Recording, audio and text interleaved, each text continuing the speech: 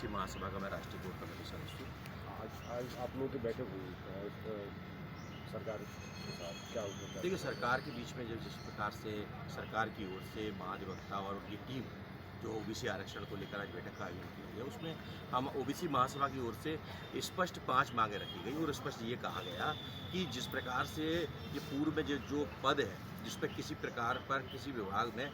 किसी प्रकार का कोई स्टे नहीं है, उसको तुरंत उसको नियुक्ति दिया जाए, क्योंकि ये लड़के जितने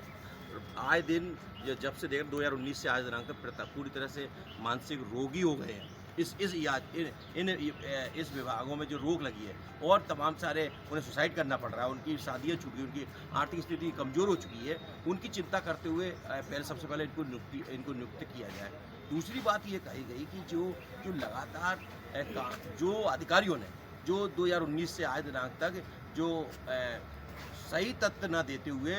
सरकार को गुमराह किया गया, उन अधिकारियों के खिलाफ तुरंत कार्रवाई की जाए, उनको ट्रांसफ़र किया जाए, उन पर दंडात्मक कार्रवाई की जाए। तीसरी बात हमने ये कहा गया कि जो हाई कोर्ट सुप्रीम कोर्ट में जो हियरिंग 22 तारीख से लगातार होने जा रही है, उसमें ओबीसी महासभा ने 2 एडवोकेटों का नाम भी दिया। उसमें ये भी कहा गया कि हमारी ओर से पी विल्सन सर और रत्नू के जो शशांक रत्नू उनको भी उसमें अपीयर किया जाए और हम उनका सरकार की तरफ से पैरवी करें, क्योंकि जो दक्षिण भारत में जिस प्रकार से ईडब्ल्यूएस आरक्षण को लेकर और वहाँ के जो 69% रिजर्वेशन बढ़ाने का जो काम में हाई कोर्ट में जितने भी सुप्रीम कोर्ट में काम किया था, वो पी विल्सन सर के द्वारा किया गया, तो सरकार ने उसको मानने का भी हमारी बात को मानने का भी कहा। लेकिन जो अड़चन आ रही है वो किस आधार पर,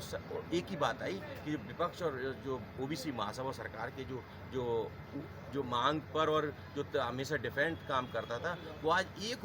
राय होकर इस लड़ाई को 27% आरक्षण जो ओबीसी वर्ग को सामाजिक न्याय के तौर पर हम दिलाने के लिए दोनों ओबीसी महासभा और सरकार ने ये संकल्प ली, तो मिलकर हमें इस लड़ाई को हम वर्ग को न्याय दिलाने का काम करेंगे। Thank you.